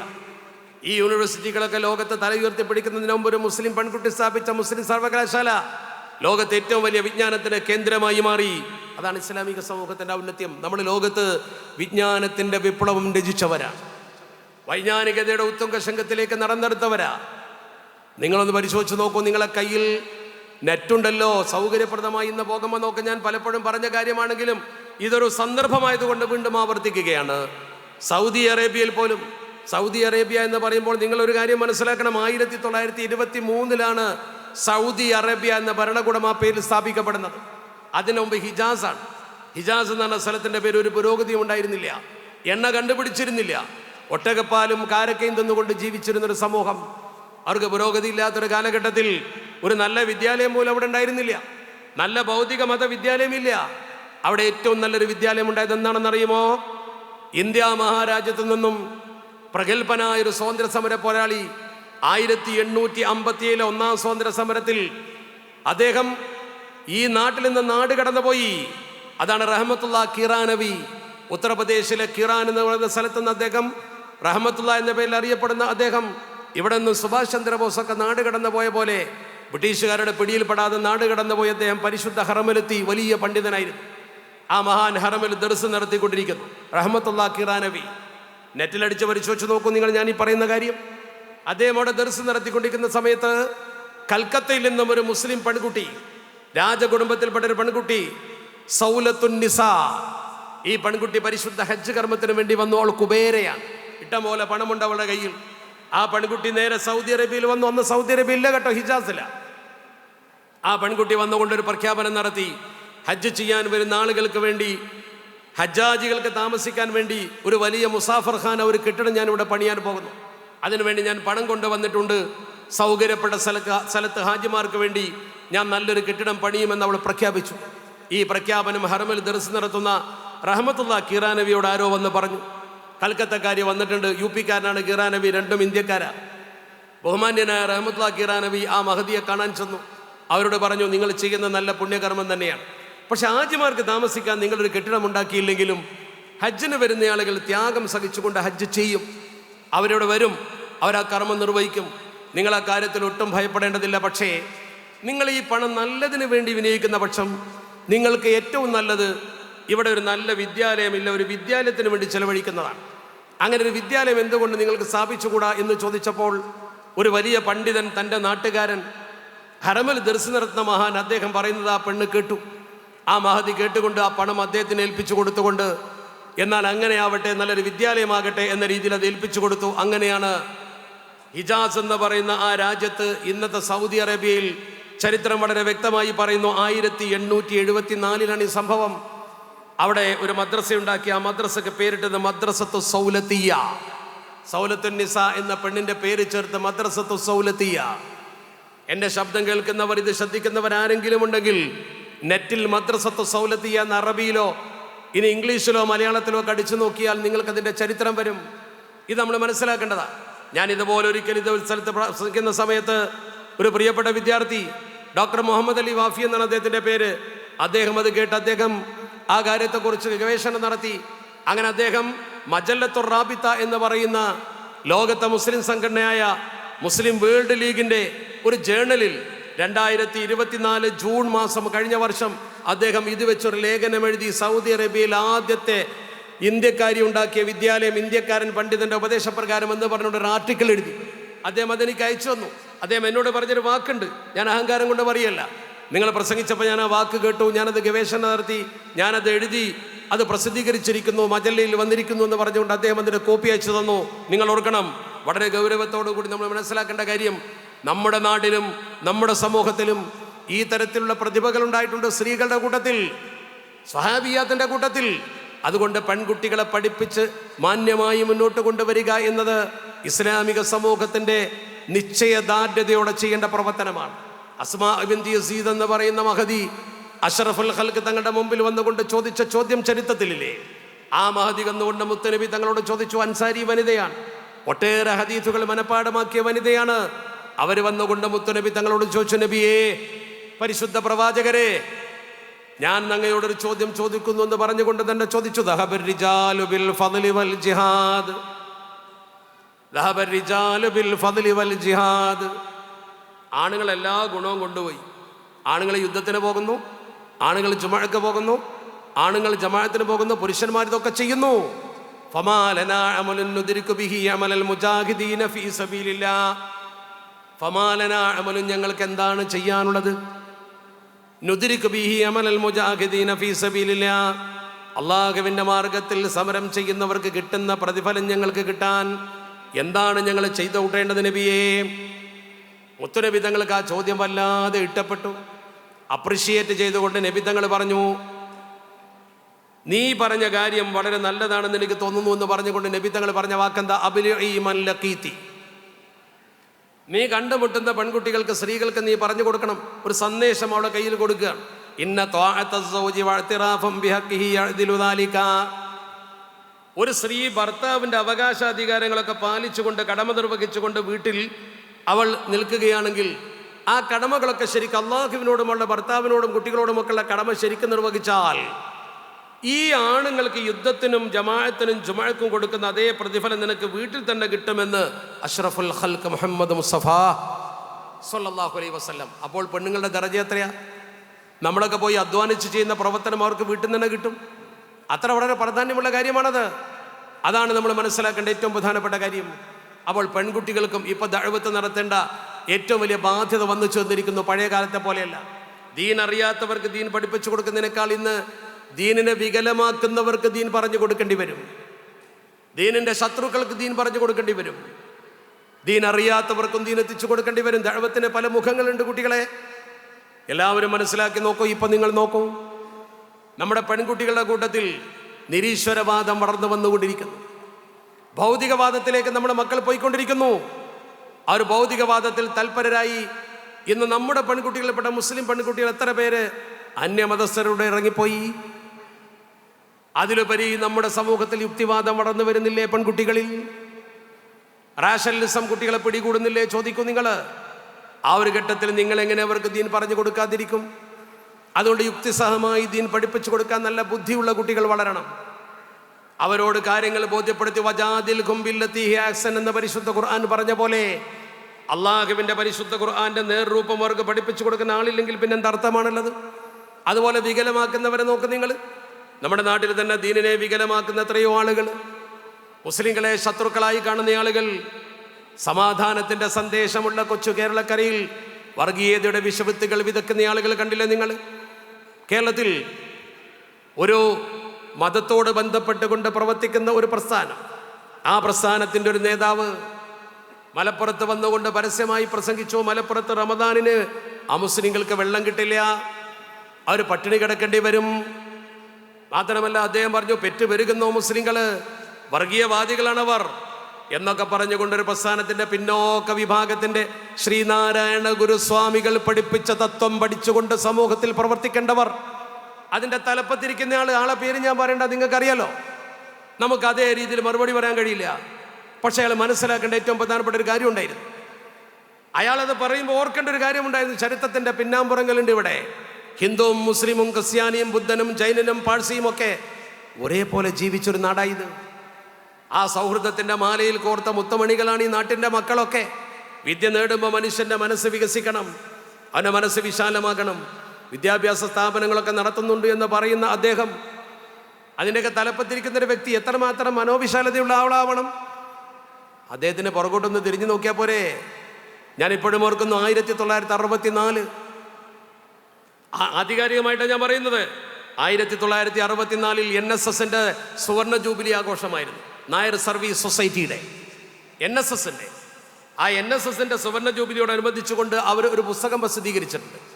ഇപ്പോഴും ഒരുപക്ഷെ അതിൻ്റെ കോപ്പി പല ലൈബ്രറികളിലും കിട്ടുമായിരിക്കും. നമ്മളൊക്കെ തേടി പിടിച്ച് വായിക്കേണ്ടതാണ്. അതിൽ ഒമേനല്ലൂർ ബാലകൃഷ്ണപിള്ളയാണ് എഡിറ്റർ. ഒമേനല്ലൂർ ബാലകൃഷ്ണപിള്ള എഡിറ്ററായ സുവർണ ഗ്രന്ഥം എന്ന് പേരിട്ട നായർ സർവീസ് സൊസൈറ്റി പ്രസിദ്ധീകരിച്ച ആ പുസ്തകത്തിൽ MRG പണിക്കർ ഒരു ലേഖനം എഴുതിയിട്ടുണ്ട്. MRG പണിക്കരുടെ ലേഖനം നിങ്ങൾക്കൊക്കെ വായിക്കാൻ പറ്റും. എന്താ പണിക്കർ പറയുന്നത്? അതിലൊരുപാട് കാര്യങ്ങൾ ഇങ്ങനെ പറഞ്ഞു വന്നിട്ട് മുസ്ലിം സമൂഹത്തിൻ്റെ സൗഹൃദത്തെക്കുറിച്ചൊക്കെ ഇങ്ങനെ പറഞ്ഞു വന്നിട്ട് പണിക്കർ പറയുന്നുണ്ട്, SNDPക്കും NSSനും കോളേജ് വികസിപ്പിക്കുന്നതിന് വേണ്ടി 25 ഏക്കർ ഭൂമി സംഭാവന ചെയ്തത് ബഹുമാന്യനായ മണപ്പാട്ട് കുഞ്ഞി മുഹമ്മദ് ഹാജിയാണ്. അങ്ങനെ തന്നെ പറയുന്നുണ്ട്. മണപ്പാട്ട് കുഞ്ഞി മുഹമ്മദ് ഹാജി സമത്വയുമായി ബന്ധമുള്ള ആളല്ലെങ്കിലും ഒരു വ്യക്തി എന്ന രീതിയിൽ അദ്ദേഹത്തെ സ്മരിക്കുന്നത് ഈ ഘട്ടത്തിൽ അനിവാര്യമാണെന്ന് തോന്നിയത് കൊണ്ടാണ് ഞാൻ പറഞ്ഞത്. മണപ്പാട്ട് കുഞ്ഞി മുഹമ്മദ് ഹാജി 25 ഏക്കർ സ്ഥലം അവർക്ക് കൊടുത്തിട്ടുണ്ട്. അതുപോലെ തന്നെ ക്രൈസ്തവ സമൂഹത്തിന് കൊടുത്തിട്ടുണ്ട്. അത് ഡോക്ടർ CK കരീം സാറിൻ്റെ പുസ്തകത്തിൽ എഴുതിയിട്ടുണ്ട്. ഡോക്ടർ CK കരീം സാർ ഇത് മനോഹരമായി എഴുതിയിട്ടുണ്ട്. നായർ സർവീസ് സൊസൈറ്റി എന്നെ പ്രസിദ്ധീകരിച്ചിട്ടുണ്ട്. SNDP പോലും 25 ഏക്കർ സ്ഥലം മണപ്പാട്ട് കുഞ്ഞി മുഹമ്മദ് ഹാജിയുടെ കയ്യിൽ നിന്ന് വാങ്ങി കോളേജ് വികസിപ്പിച്ചു എന്ന് കൃത്യമായി അവർ എഴുതി വെക്കുമ്പോൾ ഓർക്കണം നിങ്ങൾ. ഇനി അതിനേക്കാൾ അപ്പുറത്തേക്ക് നോക്കും. ഡോക്ടർ CK കരീം സാറിൻ്റെ ഹിസ്റ്ററി ഓഫ് കേരള മുസ്ലിംസ് എന്ന് പറയുന്ന പുസ്തകമുണ്ട്. ആ പുസ്തകത്തിൽ കാണാൻ കഴിയും. അതിൻ്റെ വോള്യം 3 പേജ് നമ്പർ 443. ഈ ഈഴവ സമൂഹത്തിൻ്റെ ഏറ്റവും പ്രധാനപ്പെട്ട നേതാവായിരുന്നു. സമരം ചെയ്ത് മുന്നോട്ട് വന്ന അവകാശ സമരം നടത്തിയ നേതാക്കളിൽ പ്രമുഖനായിരുന്നു സഹോദരൻ അയ്യപ്പൻ. ആ സഹോദരൻ അയ്യപ്പൻ കൊടുങ്ങല്ലൂരിലാണ് ജീവിച്ചിരുന്നത്. വഴി നടക്കാൻ സ്വാതന്ത്ര്യം ഉണ്ടായിരുന്നില്ല. മാറ് മറക്കാൻ ഈഴവ പെണ്ണുങ്ങൾക്ക് സൗകര്യം ഉണ്ടായിരുന്നില്ല. സവർണന്മാരെ തടയും, അവർ മനുഷ്യരായി കണക്കാക്കിയിരുന്നില്ല. അന്ന് അവർക്ക് മനുഷ്യത്വം കൊടുത്തത് മുസ്ലിങ്ങളാണ്. വളരെ വ്യക്തമായി ഡോക്ടർ CK കരീം സാർ എഴുതി വെച്ചിട്ടുണ്ട്. പല ചരിത്രകാരന്മാരും എഴുതി വെച്ചിട്ടുണ്ട്. മുസ്ലിങ്ങളെ വർഗീയവാദിയാക്കുന്ന ഈ നേതാവ് മനസ്സിലാക്കണം, അദ്ദേഹത്തിൻ്റെ സമുദായത്തിൻ്റെ പൂർവ്വകാല പീഡാവസ്ഥയിൽ അവരെ ചേർത്ത് പിടിച്ചുകൊണ്ട് മണപ്പാട്ട് കുഞ്ഞി മുഹമ്മദ് ഹാജി എന്ന വ്യക്തി അവർക്ക് വഴി നടക്കാനും അവിടുത്തെ മുസ്ലിങ്ങൾ അവർക്ക് ജീവിക്കാനും ഭക്ഷണം കൊടുക്കാനും ഒപ്പം ഇരുന്നുണ്ണാനും ഒക്കെ ഉള്ള അവകാശം കൊടുത്തു. മുസ്ലിങ്ങൾ കൊടുത്തു. മുസ്ലിങ്ങൾ കൈത്തമില്ല. അതുകൊണ്ട് തന്നെ ആ അയിത്ത വിരുദ്ധ സമരത്തിൻ്റെ തലപ്പത്തുന്ന സഹോദരൻ അയ്യപ്പൻ എന്ന് പറയുന്ന വ്യക്തി, അയാൾക്കൊരു മകള് പിറന്നപ്പോൾ ആ മകൾക്ക് ആയിഷ എന്ന് പേരിട്ടു. ചരിത്രം വായിച്ചു നോക്കൂ. സഹോദരൻ അയ്യപ്പൻ്റെ മകൾക്ക് പേരിട്ടത് ആയിഷ എന്ന്. ആളുകൾ ചോദിച്ചു, എന്തിനാണ് അയ്യപ്പൻ്റെ മകൾക്ക് ആയിഷ എന്ന് പേരിടുന്നത്? അയ്യപ്പൻ മറുപടി പറഞ്ഞു, ഞങ്ങൾക്ക് മനുഷ്യരെ പോലെ ജീവിക്കാൻ ഇവിടെ അവകാശം തന്നത് മുസ്ലിങ്ങളാണ്. ആ മുസ്ലിം പ്രമാണിമാരോടുള്ള ബന്ധത്തിൻ്റെ പേരിലാണ് എൻ്റെ മകൾക്ക് ഞാൻ അവരുടെ മതത്തിൻ്റെ പേരിട്ടത്. ആയിഷ മരണം വരെ മുസ്ലിം ആയിട്ടില്ല. ആയിഷ മരണം വരെ മതം മാറണമെന്ന് ആരും പറഞ്ഞിട്ടില്ല. ആയിഷയായി ജീവിച്ച് ആയിഷയായി മരിച്ചുപോയി അയ്യപ്പൻ്റെ മകള്. അത് മുസ്ലിങ്ങളുടെ ബന്ധമാണ്. ഇനി ശ്രീ വെള്ളപ്പള്ളിക്ക് ഒന്നുകൂടി പുറകോട്ട് പോയാൽ കാണാൻ കഴിയും അദ്ദേഹത്തിൻ്റെ കൊല്ലം ജില്ല. ആ കൊല്ലം ജില്ല അടക്കമുള്ള പ്രദേശത്തൊക്കെ അവർ പീഡിതരായി നിൽക്കുന്ന കാലത്ത്, ഒരു തൊഴിലുമില്ലാത്ത കാലത്ത്, ആരും അടുപ്പിക്കാത്ത കാലത്ത്, സവർണ ഭരണം നടക്കുന്ന കാലത്ത് അവരെ മനുഷ്യരെ പോലെ കണ്ടൊരു വ്യക്തി ഉണ്ടായിരുന്നു. കേരളത്തിലെ ഏറ്റവും വലിയ വിദ്യാഭ്യാസ ചിന്തകനും ഒരു വലിയ എഞ്ചിനീയറിംഗ് കോളേജ് സ്ഥാപിച്ച വ്യക്തിയുമായ പ്രഗത്ഭനായ തങ്ങൾ കുഞ്ഞു മുസ്ലിയാർ. നല്ല വിദ്യാഭ്യാസമുള്ള തങ്ങൾ കുഞ്ഞു മുസ്ലിയാർ. TKM എഞ്ചിനീയറിംഗ് കോളേജ്, കേരളത്തിലെ പ്രസിദ്ധമായ ആദ്യകാല എഞ്ചിനീയറിംഗ് കോളേജാണ് TKM എഞ്ചിനീയറിംഗ് കോളേജ് കൊല്ലം. ആ TKM എഞ്ചിനീയറിംഗ് കോളേജിൻ്റെ സ്ഥാപകൻ ഈ തങ്ങൾ കുഞ്ഞു മുസ്ലിയാരെ കുറിച്ച് നെറ്റിലൊന്ന് അടിച്ചു നോക്ക്. നിങ്ങൾ അത്ഭുത പരതന്ത്രരാവും. അദ്ദേഹത്തിൻ്റെ പ്രൊഫൈൽ ഒന്ന് പരിശോധിച്ച് നോക്കും, നമ്മൾ അന്തം വിട്ടു പോകും. എന്താ കാരണം? തങ്ങൾ കുഞ്ഞു മുസ്ലിയാരെ കുറിച്ച് കൃത്യമായി പറയുന്നുണ്ട്. തങ്ങൾ കുഞ്ഞു Musliyar was A member of SNDP യോഗം. SNDP യോഗത്തിൽ തങ്ങൾ കുഞ്ഞു മുസ്ലിയാർ മെമ്പറാ. എന്താ കാരണം? അവർ പോയി മെമ്പറാക്കി. അദ്ദേഹത്തെ മെമ്പറാക്കി എന്തുകൊണ്ട്? അദ്ദേഹത്തിൻ്റെ കശുവണ്ടി ഫാക്ടറിയിൽ ഒരുപാട് ഈഴമറുമാർക്ക് ജോലി കൊടുത്തു. ആളുകൾ അടുപ്പിക്കാതെ അകറ്റി നിർത്തിയിരുന്നവർക്ക് തൊഴിൽ കൊടുത്തു. കഞ്ഞി കുടിക്കാൻ വകയുണ്ടാക്കി കൊടുത്തു. തങ്ങൾ കുഞ്ഞു മുസ്ലിയാർ ചരിത്രം പഠിക്കണം. അതുകൊണ്ട് തന്നെ അവരദ്ദേഹത്തെക്കുറിച്ച് എഴുതിയൊരു വാക്കുണ്ട്, ഹി വാസ് ജനറസ് ഡോണർ. നല്ല സംഭാവന നൽകിയ ആളാണ്. മറ്റൊന്നവർ പറഞ്ഞു generous donor to the Sreenarayana college in Kollam. എഴുതിയിട്ടുണ്ട് ജനറസ് ഡോണർ, ഉദാരമായി സംഭാവന ചെയ്ത വ്യക്തി. അതുപോലെ തന്നെ he was significant figure in the Sreenarayana movement. Sreenarayana പ്രസ്ഥാനത്തിന്റെ സിഗ്നിഫിക്കന്റ് മെമ്പർ എന്നാ പറഞ്ഞത്. ശ്രദ്ധേയനായ വ്യക്തിത്വം. അവരെ സഹായിച്ച ആളാ. എന്നിട്ടാ ഇവിടെ വന്നിട്ട് മലപ്പുറം പോലുള്ള സ്ഥലത്തൊക്കെ വന്നിട്ട് കേരളത്തിലെ ജനങ്ങളുടെ മുമ്പിൽ വർഗീയത വിളമ്പുന്നത്. എന്തർത്ഥമാണ് അതിനുള്ളത്? അതേ ഭാഷയിൽ ഒരിക്കലും തിരിച്ചടിക്കരുത്. ചരിത്രം നമുക്ക് അനുകൂലമാണ്. ചരിത്രത്തിൽ മനോഹരമായ ബന്ധങ്ങളുടെ, സ്നേഹബന്ധങ്ങളുടെ സ്വർണ്ണ നൂലിഴകൾ നമുക്ക് തപ്പിയെടുക്കാൻ കഴിയും. ഇതൊന്നും ആർക്കും നിശ്ചയിക്കാൻ കഴിയില്ല. ചരിത്രത്തിലൊക്കെ മനോഹരമായി രേഖപ്പെടുത്തപ്പെട്ട സംഭവമാണത്. ഇസ്ലാം സഹിഷ്ണുതയാണ് കൂട്ടരെ. ദൂരെ നിന്ന് നോക്കുമ്പോൾ ആർക്കും പലതും തോന്നും. തലപ്പാവൊക്കെ വെച്ച് താടിയൊക്കെ വെച്ച് നിൽക്കുന്നൊരു ഭീകരവാദി. അടുത്ത് വന്ന് നോക്കിയാലോ? അടുക്കുന്നവരൊക്കെ അങ്ങനെയാ പറഞ്ഞത്. ചെറിയ 2 ഉദാഹരണം ഞാൻ പറഞ്ഞുതരാം. ഏറ്റവും പ്രധാനപ്പെട്ട സൈലൻ്റായി മുസ്ലിങ്ങളെ നോക്കിക്കണ്ട ആളുകൾ. ഒന്ന് പഴയതും ഒന്ന് പുതിയതും. പഴയതെന്ന് ചോദിച്ചാൽ നിങ്ങൾക്കറിയാം, അമേരിക്കയുടെ ഏറ്റവും പ്രസിദ്ധമായ ക്രൂര ജയിലാണ് നിങ്ങൾക്കൊക്കെ അറിയാവുന്ന ഗോണ്ടനാമ. വലിയ തടവറയാണ്. ആ തടവറയിലിട്ട് കൊണ്ട് ആളുകളെ പീഡിപ്പിച്ചതിൻ്റെയൊക്കെ ചിത്രം പലപ്പോഴും വരാറുണ്ട്. പട്ടിയെ കൊണ്ട് കടിപ്പിച്ചതിൻ്റെ വരെ ഉദാഹരണങ്ങൾ ഇരിക്കട്ടെ, ഞാൻ അതിലേക്ക് പോകുന്നില്ല. ഈ ഗോണ്ടനാമ ജയിലിൻ്റെ ഒരു ജയിലർ ഉണ്ടായിരുന്നു, ജയിൽ ഗാർഡ്. ആ ജയിൽ ഗാർഡ് മുസ്ലിമായി. അയാൾ മുസ്ലിമായി. പത്രത്തിൽ വാർത്തയുണ്ടായിരുന്നു വർഷങ്ങൾക്ക് മുമ്പ്. അയാളെ പേര് ടെറി ഹോൾഡ് ബ്രോക്സ്. അയാൾ മുസ്ലിമായി. ടെറി ഹോൾഡ് ബ്രോക്സ് മുസ്ലിമായപ്പോൾ അദ്ദേഹത്തെ പത്രക്കാർ കണ്ടു. നിങ്ങൾ എന്താ മുസ്ലിമാകാൻ കാരണം? അദ്ദേഹം പറഞ്ഞു, ജയിലനുഭവങ്ങൾ. എന്താ ജയിലനുഭവം? അയാൾ മുസ്ലിമായത്, അയാൾ ഇസ്ലാമിലേക്ക് വന്നത് ജയിലിലെ മുസ്ലിം തടവുകാരെ കണ്ടിട്ട്, അവരുടെ നിർഭയത്വം, അവരുടെ അചഞ്ചലമായ വിശ്വാസം, അതിലുപരി അവരുടെ സ്നേഹമസൃണമായ പെരുമാറ്റം, അനുസരണ, ഒരു മുസ്ലിമിൻ്റെ ശരിയായ രൂപം ഇദ്ദേഹം കണ്ടപ്പോൾ അയാൾ ഇസ്ലാമിലേക്ക് വന്നു. ഇത് ചരിത്രമാണ്, ആർക്കും നിഷേധിക്കാൻ പറ്റും. എൻ്റെ കുട്ടികളോട്, ചെറുപ്പക്കാരോട്, ചെറുപ്പക്കാരികളോട് എനിക്ക് പറയാനുള്ളത്, ഈ ഇസ്ലാമിനെ പഠിച്ചിട്ട് നമ്മൾ മറ്റുള്ളവർക്ക് പറഞ്ഞു കൊടുക്കണം. ഈ ഇസ്ലാമിനെ നമ്മൾ മറ്റുള്ളവർക്ക് എത്തിച്ചു കൊടുക്കണം. ഈ ഇസ്ലാമിനെ എത്തിച്ചു കൊടുക്കാനാണ് സമസ്ത. ഈ ഇസ്ലാമിനെ എത്തിച്ചു കൊടുക്കാൻ 100 വർഷം പിന്നിട്ട് കൊണ്ട് ഇന്ന് വാർഷികം ആഘോഷിക്കാൻ വേണ്ടി സപ്തതി ആഘോഷിക്കുന്ന കാസർകോട്ട് വെച്ച് ഫെബ്രുവരിയിൽ മനോഹരമായ സമ്മേളനം നടത്തുന്ന സമസ്ത കേരള ജംഇയ്യത്തുൽ ഉലമയുടെ ദൗത്യം അതാണ്. നമ്മുടെ ദൗത്യം അതാണ്. ഫാദിലയുടെ മക്കൾ അതിന് തയ്യാറാവണം. സമസ്തയുടെ വിവിധ ഘടകങ്ങൾക്ക് വിവിധ വിദ്യാഭ്യാസ പദ്ധതികളുണ്ട്. അത് ഉപയോഗപ്പെടുത്തണം എൻ്റെ പ്രിയപ്പെട്ട സഹോദരന്മാരും സഹോദരിമാരും. ഏറ്റവും പുതിയ ഉദാഹരണം നിങ്ങൾക്കറിയില്ലേ? ഇസ്രയേലിൻ്റെ ക്രൂരത കാരണം പാവപ്പെട്ട പലസ്തീനികൾ പട്ടിണി കിടന്നപ്പോൾ ലോകത്തെ മനസാക്ഷി ഉണർത്തിക്കൊണ്ട് പോളണ്ടിൻ്റെ നേതൃത്വത്തിൽ, അതുപോലെ വിവിധ രാജ്യങ്ങളുടെ നേതൃത്വത്തിൽ അങ്ങോട്ട് മനോഹരമായ ഫ്ലോട്ടിലകൾ അയച്ചു. ഞാൻ പ്രസന്റ് അവസ്ഥയാണ് പറഞ്ഞത്. ഫ്ലോട്ടിലകൾ അയച്ചു. ഈ ഫ്ലോട്ടിലകൾ പറഞ്ഞയച്ചപ്പോൾ ഈ ഫ്ലോട്ടിലകളുടെയൊക്കെ ചെറിയ ചെറിയ ബോട്ടിൽ ഭക്ഷണങ്ങൾ, വസ്ത്രങ്ങൾ, അവരെ ചേർത്ത് പിടിക്കാൻ ആവശ്യമായ മരുന്നുകൾ, അത് ഇസ്രയേൽ കടലിൽ വെച്ച് അറസ്റ്റ് ചെയ്തു, പിടിച്ചു, തടഞ്ഞു കൊണ്ടുപോയി ജയിലിലിട്ടു അവരെ. ആ ജയിലിലിട്ടപ്പോൾ ഫ്ലോട്ടിലകളുടെ ക്യാപ്റ്റൻ, അതിൻ്റെ തലവൻ, അയാൾ വളരെ പ്രസിദ്ധമായിരുന്നു. നിങ്ങൾക്കറിയോ? അദ്ദേഹം ഇറ്റാലിയൻ ആക്ടിവിസ്റ്റാണ്. തോമസോ ബോട്ടിലാസി എന്ന് പറയുന്ന വ്യക്തി. തോമസോ ബോട്ടോലാസി അയാളുടെ പേര്. അയാൾ പെട്ടെന്ന് ഇസ്ലാം മതം സ്വീകരിച്ചു. അയാൾ ഇസ്ലാം മതം സ്വീകരിച്ചത് അനൗൺസ് ചെയ്തു പത്രിക. ഇപ്പം അടുത്ത് ഇസ്രായേലിൽ പ്രശ്നമുണ്ടാകുന്ന സമയത്ത് 2 മാസമേ ആയുള്ളൂ. അദ്ദേഹം ഇസ്ലാം മതം സ്വീകരിച്ചപ്പോൾ ആളുകൾ ചോദിച്ചു, നിങ്ങൾ എന്തേ ഇസ്ലാം മതം സ്വീകരിച്ചത്? തങ്ങൾ വന്നോ?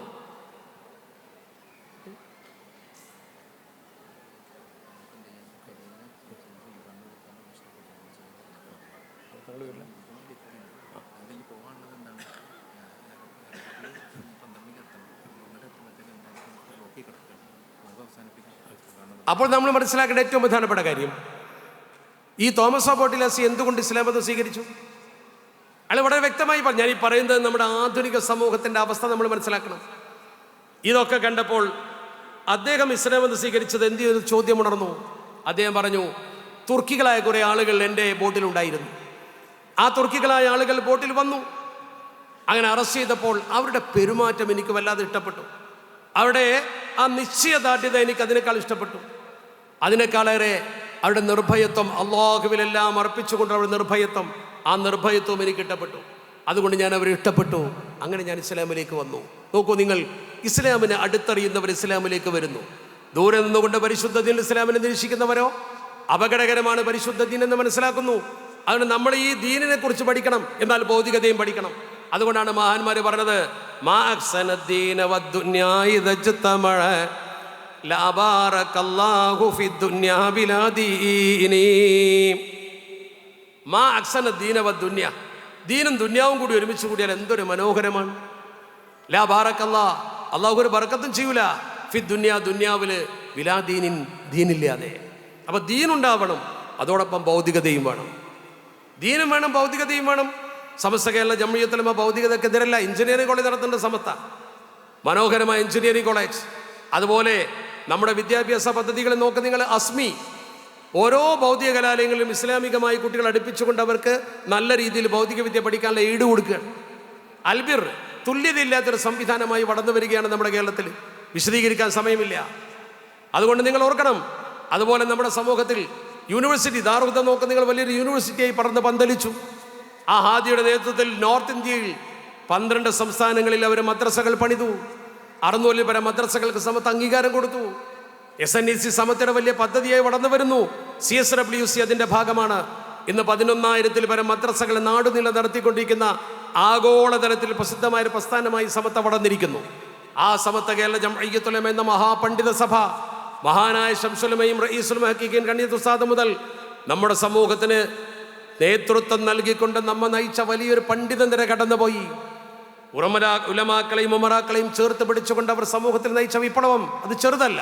BKR തന്നെ കണ്ടോ, ഇവിടെ ഹുസൈൻ ഹാജിയെ പോലുള്ള ഒരു ഉമറാക്കളിൽപ്പെട്ട വ്യക്തിയും അദ്ദേഹത്തിൻ്റെ കൂട്ടുകാരും ബന്ധപ്പെട്ടവർ സഹകരിച്ചത് കൊണ്ട് നല്ല മനോഹരമായ സ്ഥാപന സമത്തൊക്കെ നമുക്കുണ്ടാക്കാൻ കഴിഞ്ഞു. സ്വത്ത് സമത്തയുടെ വിദ്യാഭ്യാസ ബോർഡിന്റെ കീഴ്ഘടകമായ ജമിയത്തുൽ മുഅല്ലിമീൻ കീഴിൽ വഖഫ് ചെയ്തു. ഓർക്കണം നിങ്ങൾ, അത്ര മനോഹരമായ നല്ല സംവിധാനം നമുക്കുണ്ടാകുന്നത് ആലിമീങ്ങളുടെ ഉപദേശം സമൂഹത്തിൽ ഫലിച്ചത് കൊണ്ടാണ്. ആ ആലിമീങ്ങൾക്ക് പുറകെ നിൽക്കുവാനും ഉമറാക്കളുടെ സഹകരണം ഉറപ്പിക്കുവാനും മതഭൗതിക വിദ്യാഭ്യാസ സമന്വയത്തിലൂടെ സമൂഹത്തെ ഉയർത്തിക്കൊണ്ടുവരാനുമാണ് സമത്ത കേരള ജംഇയ്യത്തുൽ ഉലമ ശ്രമിച്ചുകൊണ്ടിരിക്കുന്നത്. ആ ശ്രമകരമായ പ്രവർത്തനത്തിന് നിങ്ങളുടെ എല്ലാവരുടെയും പിൻബലവും പിന്തുണയും ഉണ്ടായിരിക്കണമെന്ന് ഈ സന്ദർഭത്തിൽ അഭ്യർത്ഥിക്കുകയാണ്. ഞാൻ ദീർഘിപ്പിക്കുന്നില്ല, കാരണം ഇന്ന് കാലത്ത് മുതൽ ആരംഭിച്ച പദ്ധതിയാണ്.